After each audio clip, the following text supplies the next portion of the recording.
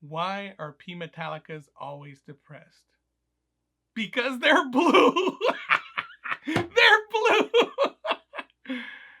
What do you know about funny?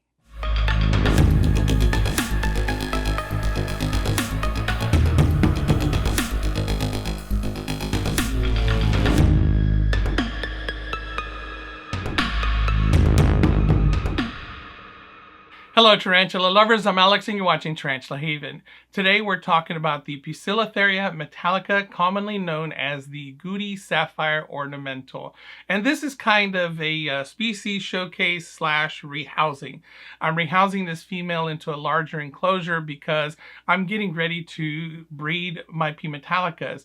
If you watched one of my previous videos, and I'll post a link right up here for you, where I received a bunch of tarantulas from my friend Luis Roque, and one of the tarantulas that he sent me was a mature male Poecilotheria metallica so that I can breed it to my females.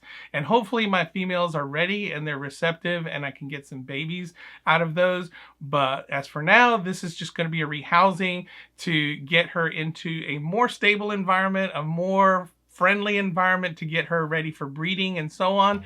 And then after that, I will probably make a breeding video if all works out. So let's go ahead and get with the rehousing and let's take a look at the P metallica.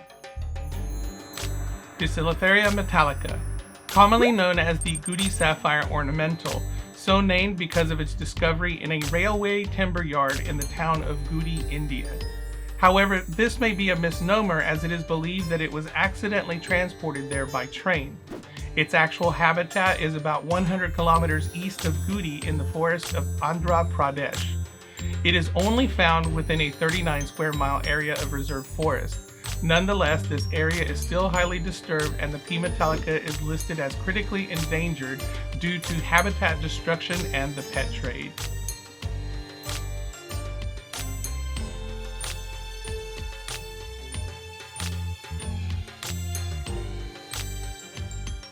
When I first laid eyes on this tarantula, I couldn't believe that such a beautiful tarantula existed. I literally thought that the picture had been photoshopped. It was the third old world species that I ever bought, and I kind of lucked out because the person that I was buying from was closing down his shop and was having a buy one get one sale, so I ordered 3 and ended up getting 6. This species possesses medically significant venom and I wouldn't recommend them for beginners. They're very skittish and can be reclusive, but I found that mine have relaxed over time as they've gotten larger. They still run around the enclosure at times when they're disturbed and they can be sensitive to light. As you can see in this video, this female is being very calm and is not agitated at all. She did bolt for me once when I first pulled her out of the enclosure and I had to retrieve her, but after that she relaxed and pretty much stayed on the cork bark for the entire shoot. I get more trouble out of my African terrestrial species than I've ever had for my P metallicas. They readily take down food but can be a little intimidated by larger prey. Although they are old world and can be defensive, I rarely get a threat posture from them, but they prefer to run and hide. A good tap on the door before opening the enclosure and they will hide, allowing you to clean or change out a water bowl without much risk. Care should always be taken as some specimens can be more defensive than others. Females of this species can live 10 years and on rare occasions up to 15, while males only live about 3 to 4. P metallicas are arboreal and need a tall enclosure with some climbing surfaces. A cork round or a long flat piece of cork bark will make a suitable hide for your tarantula. They don't web much but will make a web funnel inside or behind the cork bark.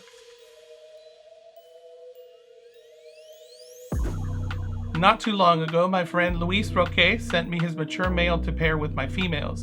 I brought him out to show the difference between the males and females as they can be sexually dimorphic after a certain size. On females, the black stripe that runs through the middle of the white on the abdomen will tend to fade as they get larger. Sometimes it will disappear altogether and sometimes it will just fade away to a very faint line. There also seems to be a dot that remains toward the upper part of the abdomen. Males have a tendency to retain this stripe that runs up the middle of the abdomen. These are not always accurate methods of determining gender, but they tend to be true the majority of the time. Some people have become very good at ventrally determining gender, as the female will have a wider, smoother epigastric furrow, while the males will be narrower and have a clearly defined horseshoe shape. Of course, determining gender through a molt is always the most accurate method, but not always necessary to the trained eye.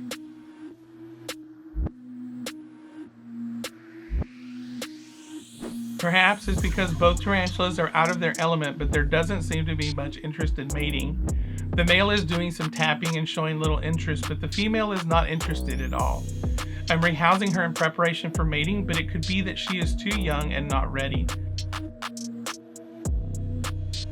I'll have to try again once she's settled in, and of course I'll try with my other females as well.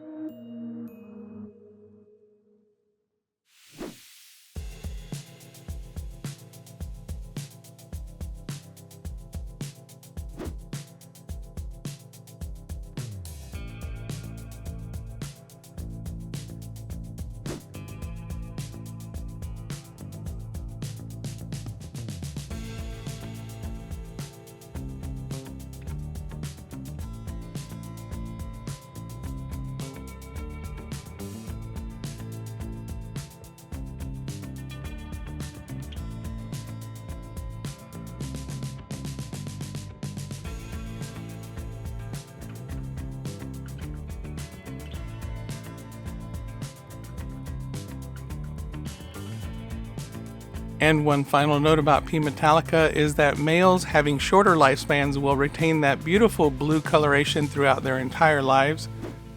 Females, however, will begin to fade after a few years, and in their older ages will almost entirely lose their blue coloration, and it will fade into a striking black and gray.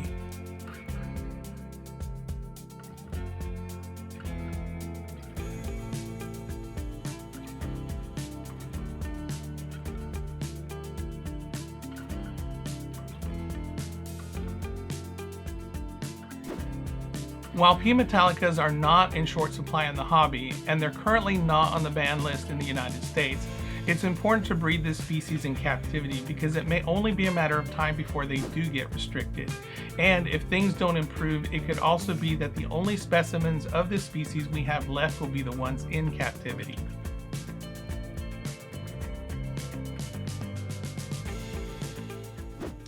There you have it, the P. metallica.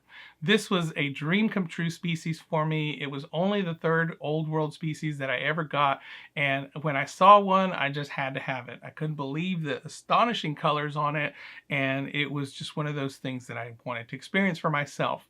And they do start out skittish very fast, and when they're spiderlings, they put on color very quickly. So from a very young age, they started showing that blue just a little bit at first, but from every molt, they just get deeper and deeper and more brilliant.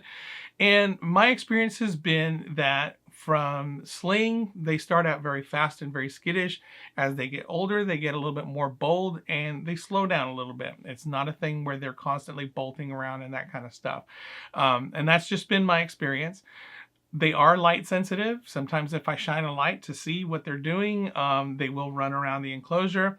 The one that I have on the rack over here that's already in an Exoterra, she tends to sit out when it's bright, and I've got a light on it and she just sits out in the open for the most part. And even when the light just comes on, some tarantulas have a tendency to run and hide. She will not. She'll just stay out in the open. And the only time that she'll really retreat into her hide will be if I'm making a disturbance, if I open the door, or if she's getting ready to molt or she's just molted. Those are usually the times when she's not sitting out, but for the most part, she's out all the time. So your experience could vary depending on specimen, but for the most part, that's been my experience. I get to see them all the time. A lot of people will say that they are an overrated species. I don't think so. I think that they're every bit as wonderful as you might think that they are. And I see people that struggle all the time on Facebook in the groups, and they're saying, I want to get a P. metallica, but I don't know if I'm ready. I don't want to be irresponsible and say, yes, jump right into it, but I hadn't been keeping Old World very long when I got mine, and I have worse experience with my African species than I do with my my pokies. My pokies have a tendency to be a whole lot more calm and less defensive, and for the most part, they would rather run and hide than try to stand and fight. So, you know, again, that could vary from specimen to specimen, but what I want to say is if you want a P. metallica and you feel like you're ready, do your homework, know what you're getting into, know how fast they are, and I would advise not handling because, you know, that's where you end up running into trouble. But for the most part, they're pretty cool to keep, and I have yet to have any issues with them whatsoever. And with that being said, I'm going to conclude this video, but I do want to let you know that I have more tarantulas coming as well as other things. I know I said that I was not going to get any more tarantulas. I want to keep things on hold for a little bit because I'm running out of room, but more tarantulas keep coming. So be on the lookout for that. I've got some unboxing videos coming up. That does it for me today. I hope you enjoyed it. If you did, please give me a like. If you want to see more, subscribe. If you want to support this channel, I have a Teespring store where I sell Tarantula Haven merchandise. Thank you to my Patreon supporters, and a special thank you to my newest Patreon supporter, Adalberto Valdez. Your support is greatly appreciated, and if you'd like to become a Patreon yourself, I have a link down below in the description, as well as all the others. Until next time, keep loving them tarantulas.